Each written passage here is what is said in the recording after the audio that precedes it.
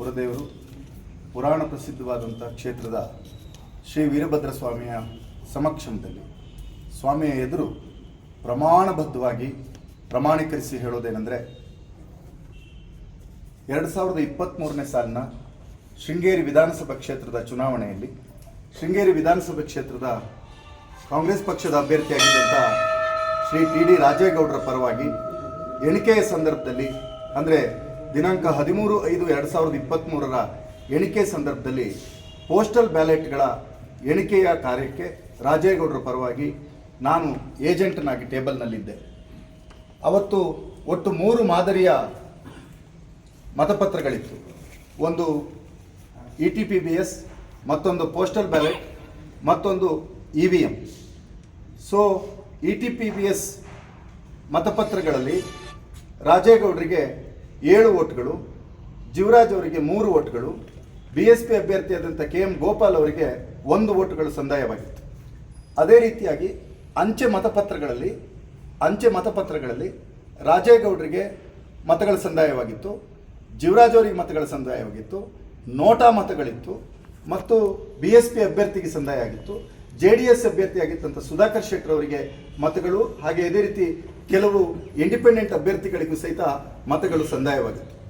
ಆ ಎಲ್ಲ ಮತಗಳನ್ನು ನಮ್ಮ ಸಮಕ್ಷಮವೇ ಪ್ರತಿಯೊಬ್ಬ ಎಣಿಕೆ ಏಜೆಂಟ್ರಿಗೆ, ಅಂದರೆ ಪೋಸ್ಟಲ್ ಬ್ಯಾಲೆಟ್ ಕೌಂಟರ್ನಲ್ಲೇ ಕೂತಿದ್ದಂತಹ JDSನ ಸುಧಾಕರ್ ಶೆಟ್ಟರಿಗೆ, ರಾಜೇಗೌಡರ ಪರವಾಗಿ ಕೂತಿದ್ದಂತಹ ಸುಧೀರ್ ಕುಮಾರ್ ಮುರಳಿಯಾದಂಥ ನನಗೆ, ಅದೇ ರೀತಿಯಾಗಿ JDSನ ಇನ್ನೊಬ್ಬರು ಏಜೆಂಟ್ರಾಗಿ ಕೂತಿದ್ದಂತಹ ಶ್ರೀ ಕಣಿವೆ ವಿನಯ್ ಅವರಿಗೆ, BJPಯ ಎಣಿಕೆ ಏಜೆಂಟ್ರಾಗಿ ಕೂತಿದ್ದಂತಹ ಶ್ರೀ BS ಸತೀಶ್ ಅವರಿಗೆ, ಹಾಗೂ ಅಲ್ಲಿ ಉಪಸ್ಥಿತರಿದ್ದಂಥ ಕೆಲವು ಇಂಡಿಪೆಂಡೆಂಟ್ ಕ್ಯಾಂಡಿಡೇಟ್ಗಳ ಏಜೆಂಟ್ರಿಗೆ ಮತ್ತು ಇಂಡಿಪೆಂಡೆಂಟ್ ಕ್ಯಾಂಡಿಡೇಟ್ಗಳು ಯಾರು ಉಪಸ್ಥಿತರಿದ್ದರು ಅವರೆಲ್ಲರಿಗೂ ಸಹಿತ ಅಲ್ಲಿ ಆ ಮತ ಎಣಿಕೆ ARO ಅವರು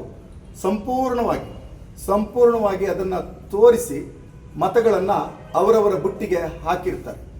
ಆ ರೀತಿ ಮತಗಳನ್ನು ಏನು ಅವರವರ ಬುಟ್ಟಿಗೆ ಹಾಕಿದ್ರು ಅವೆಲ್ಲವುಗಳು ಸಹಿತ ಆ ಬಂಡಲ್ಗಳಲ್ಲಿ ರಾಜೇಗೌಡರಿಗೆ ಸಂದಾಯವಾಗಿರ್ತಕ್ಕಂಥ ಮತಗಳು, ಜೀವರಾಜ್ ಅವರಿಗೆ ಸಂದಾಯವಾಗಿರ್ತಕ್ಕಂಥ ಮತಗಳು, ಸುಧಾಕರ್ ಶೆಟ್ಟರಿಗೆ ಸಂದಾಯವಾಗಿರ್ತಕ್ಕಂಥ ಮತಗಳು, ಅದೇ ರೀತಿಯಾಗಿ ನೋಟಾ ಮತಗಳು, ಇವೆಲ್ಲವುಗಳ ಮತಗಳನ್ನು ಸಹಿತ ಆಯಾಯ ಕವರ್ನಲ್ಲಿ ಹಾಕಿ ಆ ಕವರ್ಗಳ ಮೇಲೆ ರಾಜೇಗೌಡರಿಗೆ ಸಂದಾಯವಾಗಿರ್ತಕ್ಕಂಥ ಮತಗಳೆಷ್ಟು, ಜೀವರಾಜ್ ಅವರಿಗೆ ಸಂದಾಯವಾಗಿರ್ತಕ್ಕಂಥ ಮತಗಳೆಷ್ಟು ಅನ್ನೋದನ್ನು ಸಂಪೂರ್ಣವಾಗಿ ವಿವರಣಾತ್ಮಕವಾಗಿ ಅದರಲ್ಲಿ ಬರೆದು ಆ ಕವರ್ಗಳಲ್ಲಿ ಹಾಕಿದ್ದರು. ಅದೇ ರೀತಿಯಾಗಿ ಅಲ್ಲಿ ನಡೆದಿರ್ತಕ್ಕಂಥ ಪ್ರೊಸೀಜರ್ ಬುಕ್ ಏನಿತ್ತು, ಆ ಪ್ರೊಸೀಡಿಂಗ್ಸ್ ಬುಕ್ಕಿಗೆ ಪ್ರತಿಯೊಬ್ಬರು ಸಹಿತ ಆಯಾಯ ರೌಂಡ್ನಲ್ಲಿ ಯಾರ್ಯಾರಿಗೆ ಎಷ್ಟು ಮತಗಳು ಸಂದಾಯವಾಗಿದೆ, ಆ ರೌಂಡ್ನಲ್ಲಿ ರಿಜೆಕ್ಟ್ ಆದಂಥ ಮತಗಳು ಎಷ್ಟು ಅನ್ನೋದಂತ ವಿವರಣಾತ್ಮಕವಾಗಿ ಬರೆದು ಅದಕ್ಕೆ ಅಲ್ಲಿದ್ದಂತಹ ಜೀವರಾಜ್ ಅವರ ಏಜೆಂಟರನ್ನೂ ಒಳಗೊಂಡಂತೆ ಬೇರೆ ಏಜೆಂಟರ್ಗಳು ಸಹಿತ ಯಾರೂ ತಕರಾರುಗಳನ್ನು ವ್ಯಕ್ತಪಡಿಸದೆ ಅದಕ್ಕೆ ಸಹಿಯನ್ನು ಮಾಡಿದರು. ಅದಾದ ನಂತರ ಮಾನ್ಯ ಜೀವರಾಜ್ ಅವರು ಕರ್ನಾಟಕ ಹೈಕೋರ್ಟ್ಗೆ ಅದಕ್ಕಿಂತ ಮುಂಚೆ ಸ್ವಾಮಿಯ ಸಮಕ್ಷಮದಲ್ಲಿ ಸತ್ಯವನ್ನು ಹೇಳಬೇಕು. ಅದಕ್ಕಿಂತ ಮುಂಚೆ ಜೀವರಾಜ್ ಅವರು ಅವ್ರ ಪರವಾಗಿ ಅಲ್ಲಿ ಮರುಮತ ಎಣಿಕೆ ಆಗಬೇಕು, ವಿಶೇಷವಾಗಿ ರಿಜೆಕ್ಟೆಡ್ ಆಗಿರ್ತಕ್ಕಂಥ 279 ಮತಗಳ ಮರು ಎಣಿಕೆ ಆಗಬೇಕು ಅಂತ ಅರ್ಜಿಯನ್ನು ಕೊಡ್ತಾರೆ. ಆ ಅರ್ಜಿಗೆ ಯಾವುದೇ ಸಂದರ್ಭದಲ್ಲೂ ಸಹಿತ ನಾವು ಲಿಖಿತವಾಗಿ ಯಾವುದೇ ತಕರಾರನ್ನು ಅಲ್ಲಿ ನೀಡಿರುವುದಿಲ್ಲ. ಮತ್ತು ಮತ ಎಣಿಕೆ ಕಾರ್ಯಗಳು ಮುಗಿದು ಟಿ.ಡಿ. ರಾಜೇಗೌಡರಿಗೆ 201 ಮತಗಳ ಲೀಡ್ ಬಂದಿದೆ ಅಂತ ಆದಮೇಲೆ ರಾಜೇಗೌಡರು ಆ ಎಣಿಕೆ ಕೋಣೆಯನ್ನು ಪ್ರವೇಶವನ್ನು ಮಾಡಿದ್ದು ಸಹಿತ ಸತ್ಯ. ಆ ಸಂದರ್ಭದಲ್ಲಿ ಚುನಾವಣಾ ಅಧಿಕಾರಿಗಳು ಮರುಮತ ಎಣಿಕೆಗೆ ಅವಕಾಶವನ್ನು ಕೊಡದೆ, ಮರುಮತ ಎಣಿಕೆ ಅಂದರೆ ರಿಜೆಕ್ಟೆಡ್ ಆಗಿರ್ತಕ್ಕಂಥ 279 ಮತಗಳ ಬಗ್ಗೆ ಕೊಡದೆ ಇದ್ದಾಗ ಜೀವರಾಜ್ ಅವರು ಕರ್ನಾಟಕ ಹೈಕೋರ್ಟ್ಗೆ ಒಂದು ಅರ್ಜಿಯನ್ನು ಸಲ್ಲಿಸಿದರು. ಆ ಅರ್ಜಿಯಲ್ಲಿ ಒಟ್ಟು 19 ವಿವಾದಾಂಶಗಳಿತ್ತು.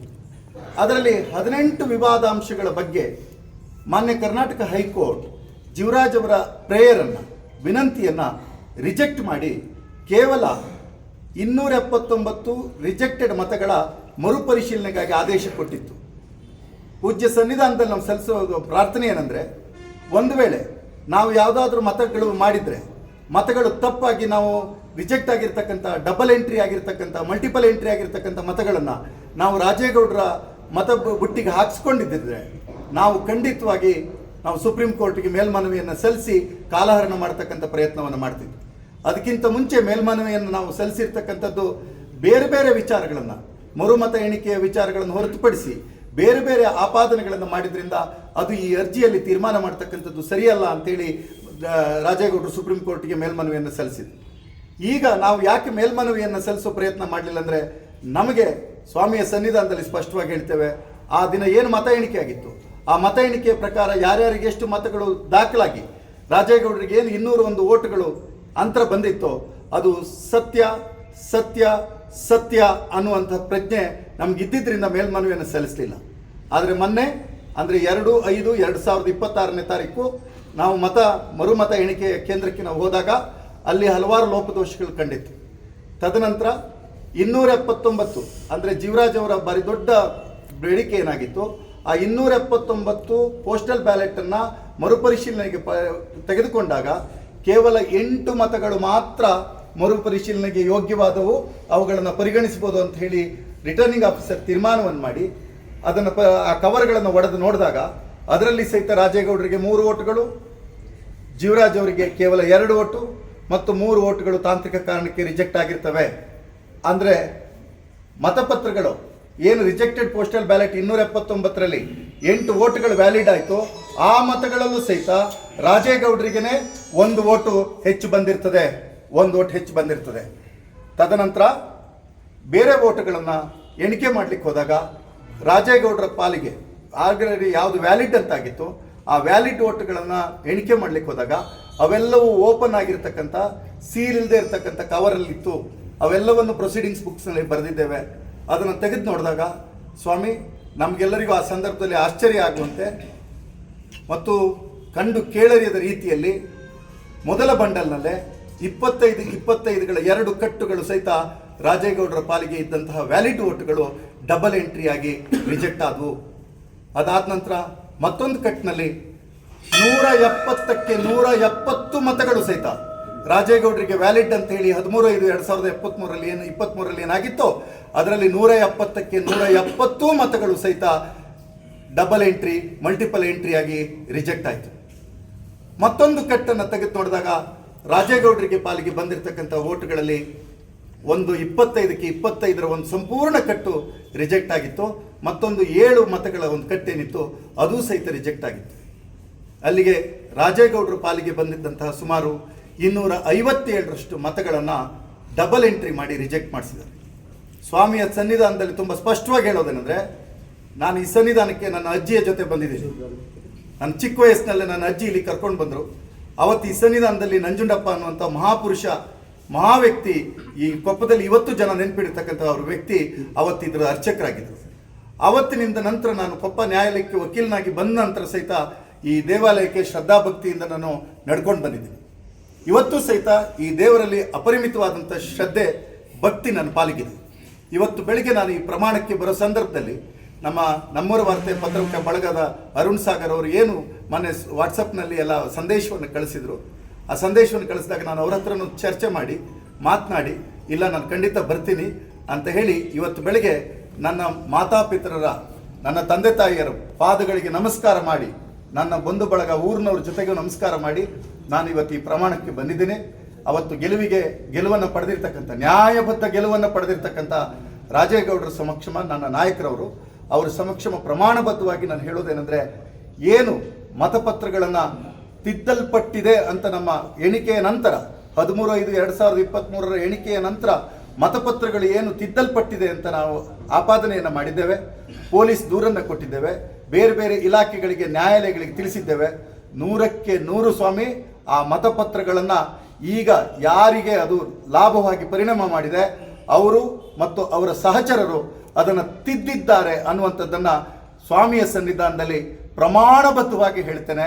ಮತ್ತು ಇದೇ ರೀತಿ ಪ್ರಮಾಣಬದ್ಧತೆಯನ್ನು ಅವತ್ತು ಎಣಿಕೆ ಏಜೆಂಟ್ರಾಗಿ ಭಾಗವಹಿಸಿರ್ತಕ್ಕಂಥ ಎಲ್ಲರೂ ಮಾಡಿ ಈ ಕ್ಷೇತ್ರದ ಜನರೆದುರುಗಡೆ ಸತ್ಯವನ್ನು ತೋರಿಸ್ಕೊಡ್ಬೇಕು. ಸ್ವಾಮಿ ನಿನ್ನಲ್ಲಿ ಮೊದಲ ಪ್ರಮಾಣವನ್ನು ನಾವು ಸಲ್ಲಿಸ್ತಾ ಇದ್ದೀವಿ. ನಿನ್ನೆ ನಮ್ಮ ಗೆಳೆಯರು ತಾಯಿ ದುರ್ಗಾ ಪರಮೇಶ್ವರಿ ಸನ್ನಿಧಾನ ಮಂದರ್ತಿಯಲ್ಲಿ ಮಾಡಿದ್ದಾರೆ. ನೀನು ನಮ್ಮ ಊರಿನ ದೇವರು, ನಿನ್ನೆದುರುಗಡೆ ಈ ಪ್ರಮಾಣ ಪತ್ರವನ್ನು ನಾವು ಪ್ರಮಾಣಬದ್ಧತೆಯನ್ನು ತೋರಿಸಿ ಪ್ರಮಾಣವನ್ನು ಮಾಡಿ ತದನಂತರ ಈ ಕ್ಷೇತ್ರದ ಎಲ್ಲ ಧರ್ಮಕ್ಷೇತ್ರಗಳಲ್ಲಿ ಎಲ್ಲ ದೇವಾಲಯಗಳಲ್ಲಿ ಎಲ್ಲ ಪ್ರಾರ್ಥನಾಲಯಗಳಲ್ಲಿ ಸಹಿತ ನಾವು ಪ್ರಾರ್ಥನೆಯನ್ನು ಸಲ್ಲಿಸ್ತೇವೆ. ನೀನು ಸನ್ನಿಧಾನದಲ್ಲಿ ನಾನು ಒಡಮಟ್ಟು ಪ್ರಾರ್ಥನೆ ಮಾಡೋದೇನೆಂದರೆ, ಯಾರು ಅನ್ಯಾಯವನ್ನು ಮಾಡಿದ್ದಾರೆ ಅವರಿಗೆ ಶಿಕ್ಷೆಯನ್ನು ಕೊಡಿಸುವಂಥದ್ದನ್ನು ಮಾಡಬೇಕು. ಯಾರು ನ್ಯಾಯಬದ್ಧವಾಗಿ ಪ್ರಮಾಣಬದ್ಧವಾಗಿ ಎಣಿಕೆಯಲ್ಲಿ ಹೆಚ್ಚು ಮತಗಳನ್ನು ಗಳಿಸಿ ಗೆದ್ದಿರ್ತಕ್ಕಂಥ ನಮ್ಮ ನಾಯಕರಾದಂಥ ಟಿ.ಡಿ. ರಾಜೇಗೌಡರಿಗೆ ಉತ್ತರೋತ್ತರ ಯಶಸ್ಸುಗಳನ್ನು ನೀನು ಒದಗಿಸಿಕೊಡ್ಬೇಕು ಅಂತ ಹೇಳಿ ನಾನು ಪ್ರಮಾಣಬದ್ಧವಾಗಿ ಕೇಳ್ತಾ ಇದ್ದೇನೆ.